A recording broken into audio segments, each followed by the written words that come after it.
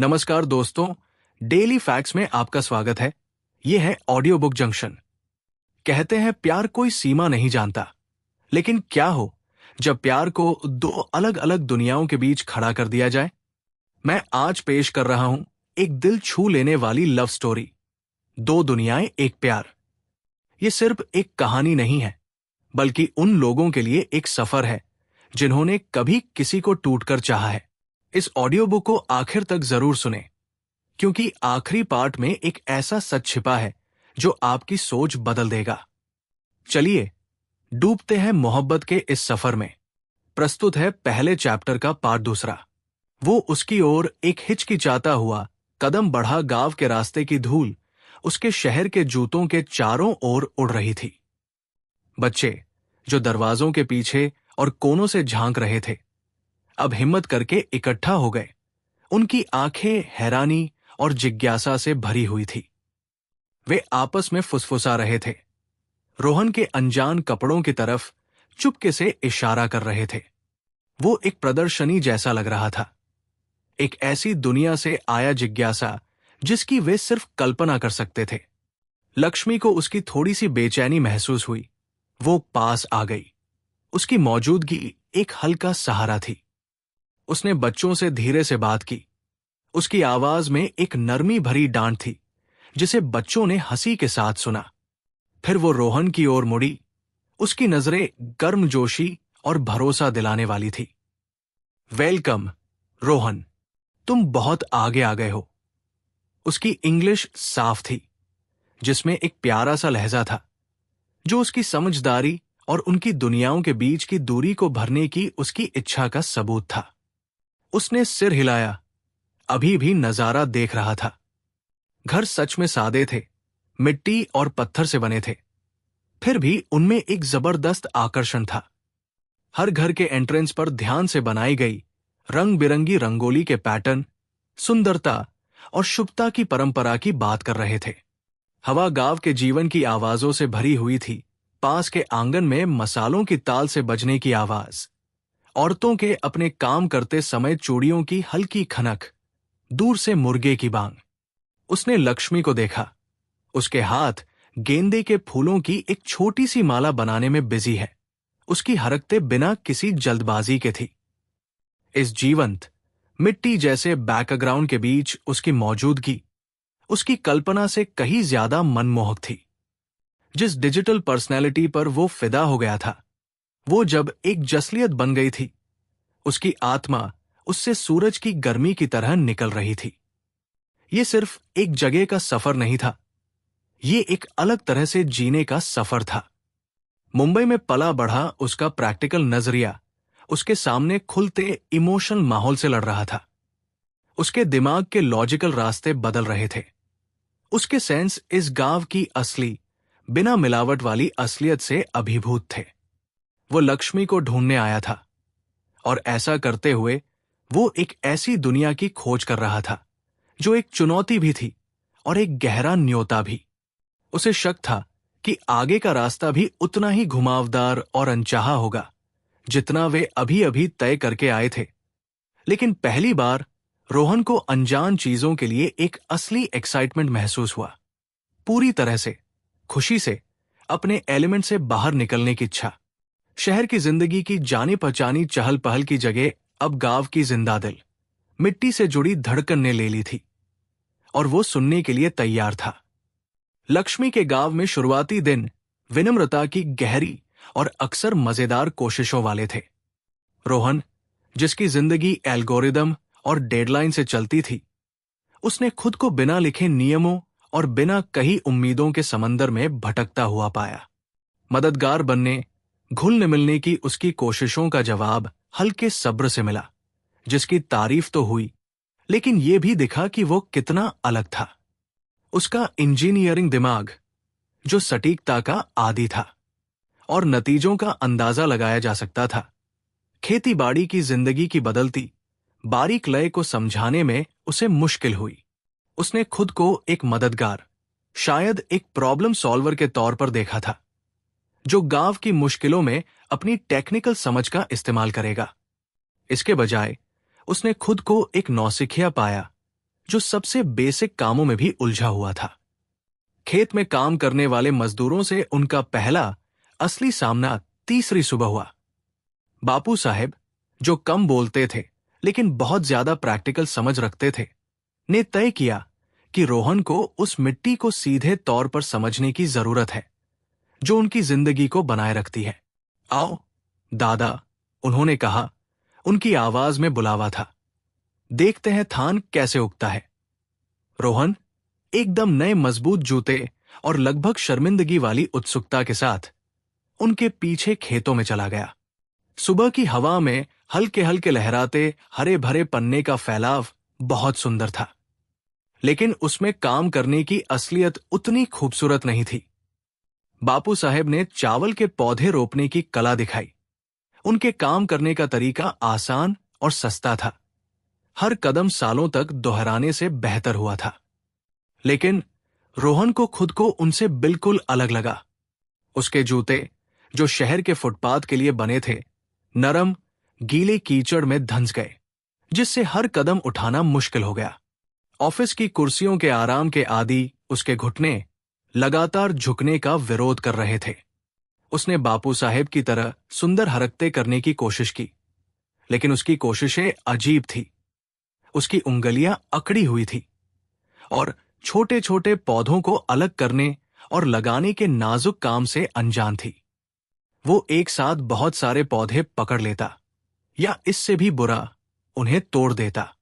ठंडी रेशमी मिट्टी, जो सूखी धूल भरी मिट्टी से बिल्कुल अलग थी, जिसकी उसे आदत थी, उसके कपड़ों, उसकी स्किन और उसकी नाकाबिलियत के बढ़ते एहसास से चिपकी हुई थी।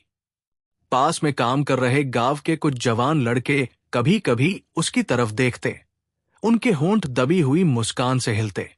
रोहन, जो उनके मजे को अच्छी तरह जानता था, उसकी गर्दन पर एक लाली सी चढ़ गई।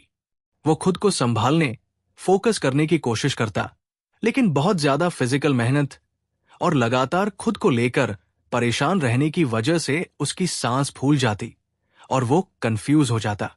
ये कभी कभी अपना बैलेंस खो देता और बिना मन के कीचड़ से सना हुआ नाच करता, जिससे दबी हुई हंसी आती।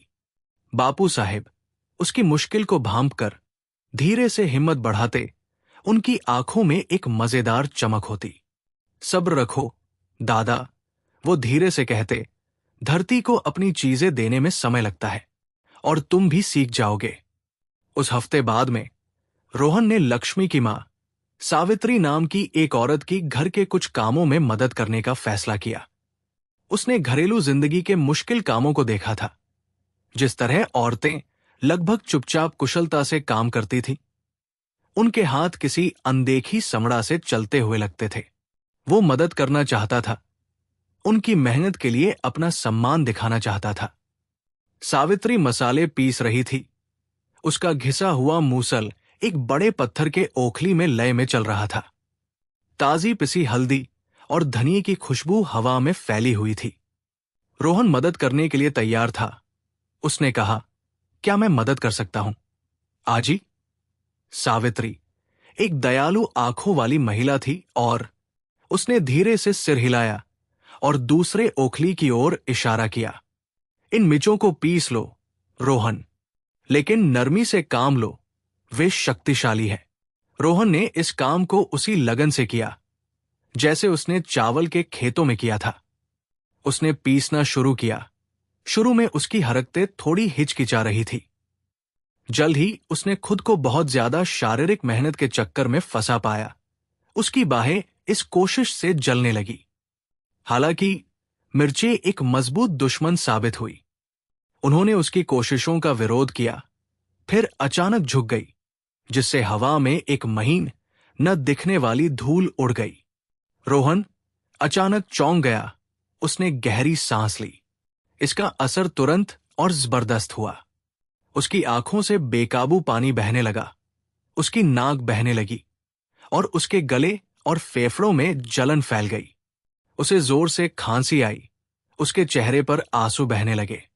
मिर्च की धूल उसकी पलकों से चिपक गई और उसकी स्किन में चुभने लगी। सावित्री उसकी अचानक परेशानी से चौंक कर दौड़कर उसके पास गई। उसने जल्दी से उसके हाथ से मूसल ले लिया। उसकी हरकतें भी तेज और पक्की थी। बिना किसी गुस्से के हल्की सी हंसी के साथ उसने उसके चेहरे पर पंखा किया और उसे एक गिलास पानी दिया। ये तुम्हारे शहर की मिर्च नहीं है, दादा, उसने धीरे से कहा, अपनी साड़ी के कोने से उसकी आंखें पोंछते हुए। इनकी अपनी एक अलग ही आत्मा होती है। रोहन, जो अभी भी उस तीखे हमले से उबर रहा था, सिर्फ सिर हिला सका। उसके चेहरे पर एक गीली मुस्कान थी। गांव वालों ने उसकी खांसी सुनकर अंदर झांका। उनके चेहरों पर चिंता और मजाक का मिलाजुला भाव था। वो एक लोकल लेजेंड बनता जा रहा था। शहर का वो आदमी जो गांव के मसालों का कोई मुकाबला नहीं कर सकता था। उसकी मुश्किलें सिर्फ मेहनत मजदूरी तक ही सीमित नहीं थी। सोशल एटिकेट, एक बारीक और मुश्किल जाल, अक्सर उसे परेशान कर देता था। उसने बेसिक ग्रीटिंग, बात करने के अच्छे तरीके सीख लिए थे, लेकिन बातचीत की बारीकियां, इज्जत और सम्मान के अनकहे नियम उसके लिए लगातार चुनौती थे। एक बार उसने अनजाने में एक बुजुर्ग को ऐसे बात की थी जैसे वो उसे जानता हो, जिससे लक्ष्मी ने उसे एक छोटी सी तेज नजर से देखा, जिसने तुरंत धीरे से फुसफुसाकर उसे रास्ता दिखाया।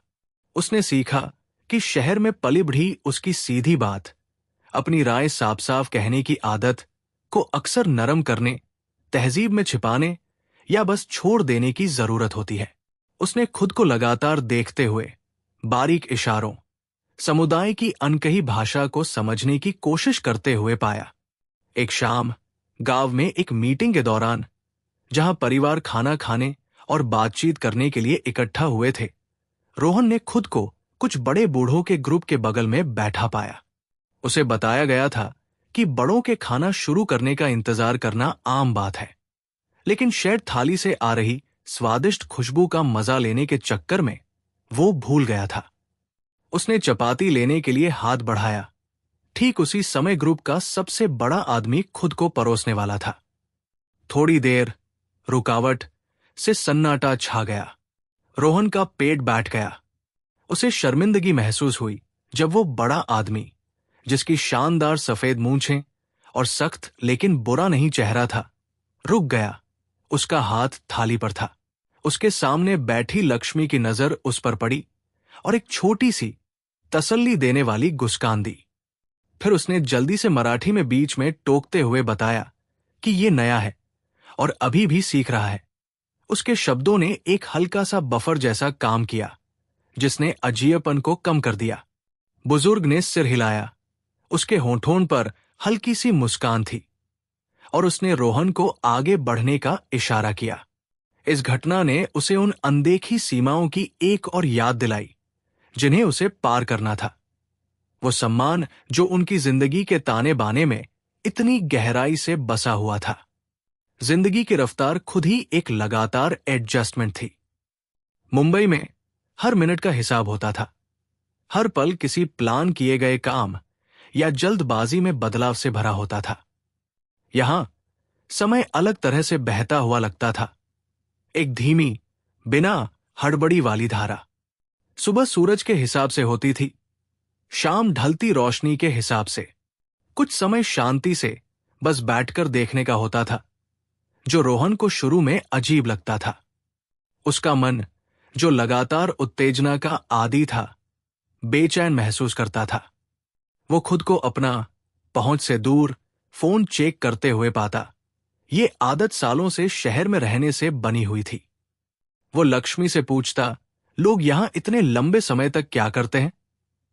वो अक्सर मुस्कुराती। उसकी आंखों में शांत नजारा दिखता। हम जीते हैं, रोहन। हम मौसम बदलते देखते हैं। हम हवा की कहानियां सुनते हैं। हम बातें करते हैं। शांति में ही सुंदरता है। उसने धीरे धीरे इन पों की कद्र करना सीख लिया। वो बरामदे में बैठकर सुबह के साथ गांव में रौनक, चिड़ियों के गाने की धुन, दुकानदारों की पहली आवाज देखता। वो औरतों को कुएं से पानी भरते हुए देखता।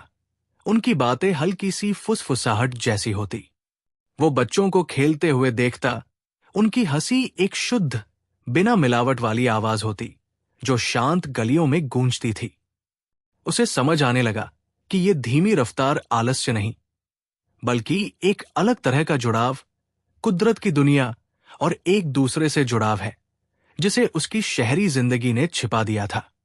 उसने छोटी छोटी चीजों पर ध्यान देना शुरू कर दिया। बरगद के पेड़ के पत्तों से छनकर आती धूप के बारीक पैटर्न, शाम होने पर आसमान के रंग में होने वाले हल्के बदलाव, अलग अलग चिड़ियों की अलग अलग आवाजें। मराठी में बात करने की उनकी कोशिशें हालांकि गंभीर थी, लेकिन उनसे हल्का फुल्का मजाक भी होता था। वे शब्दों का गलत उच्चारण करते थे, जिससे मजेदार गलतफहमियां होती थी। एक बार उन्होंने नमक मांगने के बजाय चीनी मांग ली, जिससे चाय बहुत ज्यादा मीठी हो गई।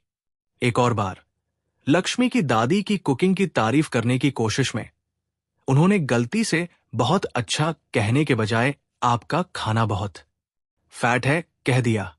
इससे जो हंसी निकली वो भले ही अच्छी थी, लेकिन ये याद दिलाने वाली थी कि भाषा सीखने में अभी लंबा रास्ता तय करना है। लक्ष्मी, जो हमेशा सब्र रखने वाली और हिम्मत बढ़ाने वाली थी, अक्सर उन्हें प्यार से सही करती, उनकी हंसी में मिल जाती थी। तुम वहां पहुंच जाओगे रोहन, वो कहती थी, बस कोशिश करते रहो। तुम्हारी कोशिश ही मायने रखती है। उन्होंने ये भी देखा कि वहां कम्युनिटी की भावना बहुत गहराई तक बैठी हुई थी। फैसले अकेले नहीं लिए जाते थे, वे मिलकर लिए जाते थे। समस्याएं शेयर की जाती थी और मिलकर हल ढूंढे जाते थे। उन्होंने देखा कि कैसे गांव के लोग बीमारी या मुश्किल समय में परिवारों के साथ खड़े होते थे और प्रैक्टिकल और इमोशनल तरीकों से मदद करते थे। ये शहरी जिंदगी के उस ज्यादा इंडिविजुअल नेचर से बिल्कुल अलग था जिसकी उन्हें आदत थी। उन्हें एहसास हुआ कि गांव के बारे में उनकी शुरुआती सोच सिंपल थी, जो बहुत ज्यादा आसान थी। ये एक ऐसा समुदाय था जो परंपराओं से भरा हुआ था, गहराई से जुड़ा हुआ था और बहुत मजबूत था। गलतियों और गलतियों के बावजूद अंदर से अपनाने की एक लहर थी। गांव वाले उसके शहरी तौर तरीकों से खुश होते हुए भी लक्ष्मी के लिए उसका सच्चा प्यार और खुद को ढालने की उसकी सच्ची कोशिशों को देखते थे। उन्होंने खुले दिल से उसका अपनी जिंदगी में स्वागत किया, जिससे उसकी चिंताएं दूर हो गई। उन्होंने उसके अजीबपन के आगे देखा, उसके अच्छे इरादों और बढ़ते प्यार को पहचाना जो उसे उनके दरवाजे तक ले आया था। वो बाहरी था, हाँ, लेकिन वह एक ऐसा बाहरी था जो कोशिश कर रहा था और उनकी नजर में उस कोशिश की कीमत थी।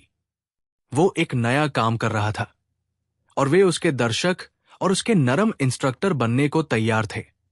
जब वो इस अनजान जगह पर आगे बढ़ रहा था, अनजान जमीन पर कदम रखने का शुरुआती झटका धीरे धीरे अपनेपन की भावना में बदल रहा था।